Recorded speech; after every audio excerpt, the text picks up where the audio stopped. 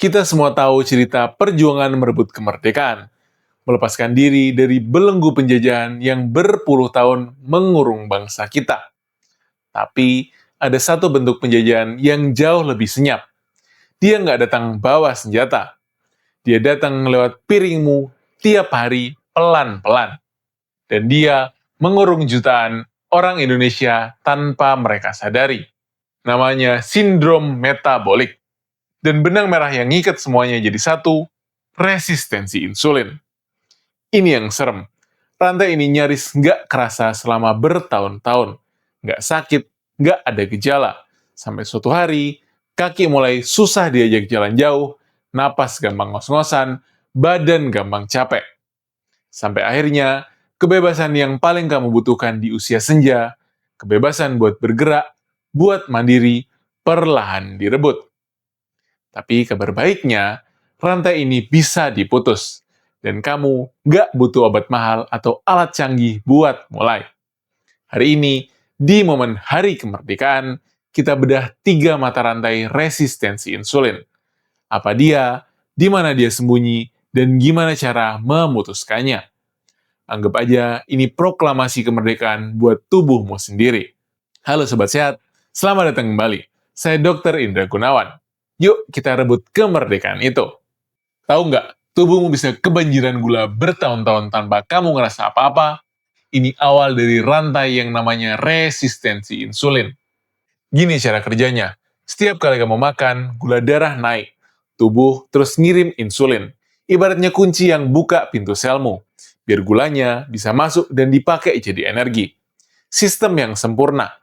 Masalahnya muncul kalau gula darahmu naik terus-terusan sepanjang hari. Sarapan manis, ngemil, minuman manis, nasi nambah. Insulin jadi harus ngetok pintu sel berkali-kali, tiap hari, tanpa henti. Lama-lama, selnya budek, capek diketokin terus, akhirnya cuek.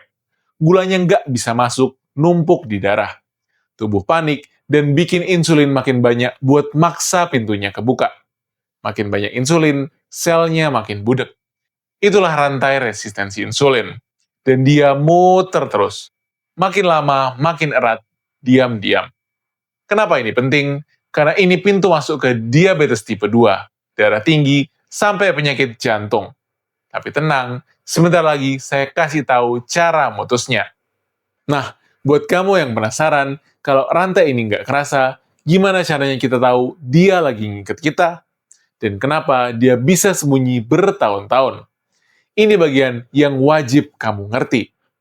Resistensi insulin ini disebut silent bukan tanpa alasan.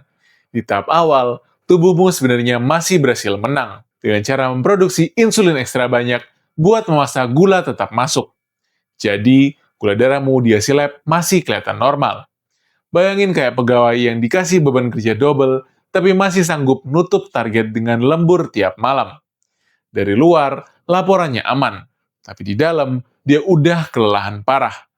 Nah, pegawai yang lembur ini namanya pankreas.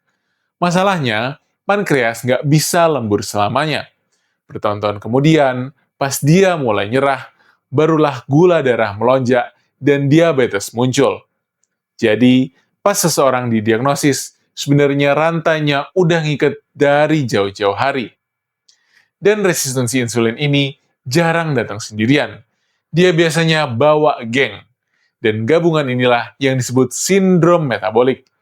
Cirinya, lingkar pinggang yang membesar, gula darah yang mulai naik, tekanan darah tinggi, plus profil lemak darah yang berantakan. Trigliserida tinggi, kolesterol yang baik rendah. Kalau beberapa dari ini kumpul bareng, resikonya ke jantung dan pembuluh darah ikut melonjak. Makanya ini penting banget. Kalau kamu punya riwayat keluarga diabetes atau ngerasa masuk gambaran tadi, jangan nunggu gejala.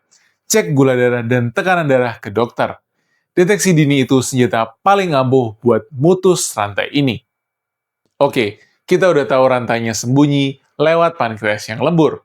Tapi ada satu lagi tempat rantai ini ngumpet. Dan ini yang paling nipu. Bahkan orang yang badannya kelihatan kurus pun bisa kena. Kok bisa? Kamu bisa kelihatan kurus, tapi tetap kena sindrom metabolik. Kuncinya ada di jenis lemak yang nggak kelihatan dari luar. Ada dua jenis lemak di tubuhmu. Yang pertama, lemak di bawah kulit yang bisa kamu cubit. Ini relatif jinak, kayak tumpukan barang di halaman rumah. Ganggu pemandangan, tapi nggak ngerusak struktur. Yang kedua ini, yang bahaya. Lemak visceral. Saya suka nyebutnya lemak siluman. Dia sembunyi jauh di dalam, ngumpul di rongga perut, ngebungkus usus, dan ngedesak organ-organ vitalmu. Ibarat rembesan air yang masuk ke dinding dan kabel rumahmu. Dari luar, rumahnya kelihatan baik-baik aja. Tapi di dalam, sistemnya digerogotin diem-diem. Dan lemak siluman inilah yang paling erat kaitannya sama resistensi insulin dan peradangan. Dia salah satu pendorong utamanya. Inilah kenapa orang kurus pun bisa kena. Kurus di luar, tapi berlemak di dalam. Cara ngeceknya di rumah gampang banget. Dan ini lebih jujur daripada timbangan. Ambil meteran jahit, ukur lingkar pinggangmu. Idealnya angkanya kurang dari setengah tinggi badanmu. Timbangan bisa bohong, tapi lingkar pinggang biasanya jujur. Kalau punyamu lewat dari itu, ini bukan buat nakut-nakutin, tapi jadi alasan yang bagus buat ngobrol sama dokter. Nah, kalau kamu mikir kok bisa sih lemak yang cuma numpuk di perut ngaruh ke seluruh tubuh, ini penjelasannya. Dan ini bakal ngubah cara kamu lihat perut buncit. Ini yang bikin lemak visceral beda dari lemak biasa. Dia bukan cuma gudang penyimpanan yang pasif. Dia itu aktif, kayak pabrik kimia kecil yang nggak pernah libur. Lemak siluman ini terus-menerus melepas zat-zat pemicu peradangan ke aliran darahmu. Dan peradangan kronis ini bikin sel-sel di seluruh tubuh makin budek sama insulin. Jadi, makin banyak lemak siluman, makin erat rantai resistensi insulinnya.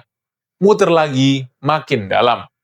Yang lebih bahaya lagi, lemak ini sering nyelinap masuk ke organ yang harusnya bersih, terutama hati.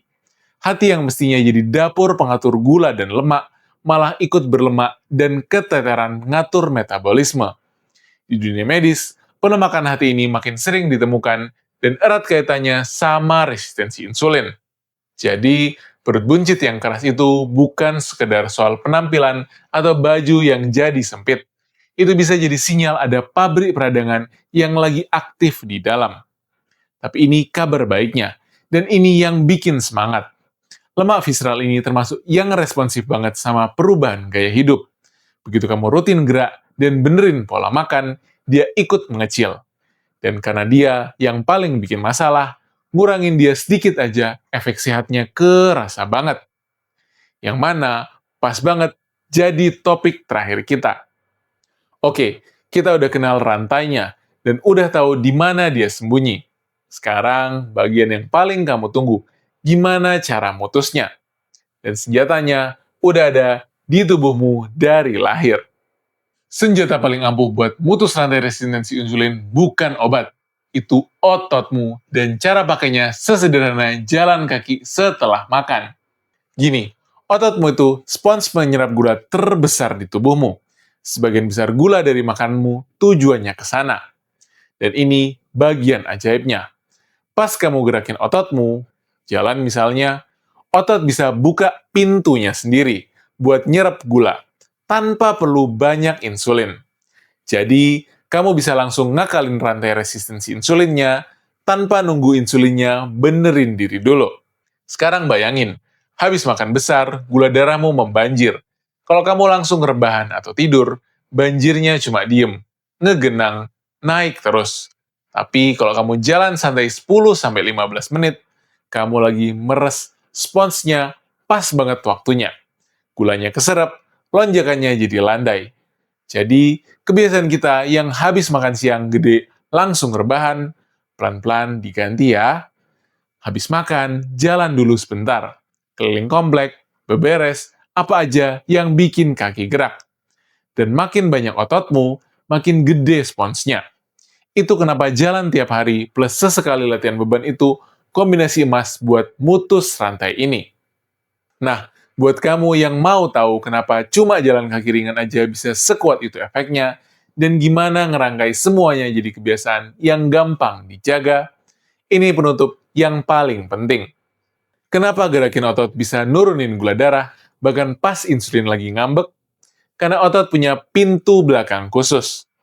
Waktu otot mau berkontraksi, waktu kamu melangkah, ngangkat, dorong, dia mengaktifkan jalur yang narik gula masuk ke dalam sel, terpisah dari jalur insulin.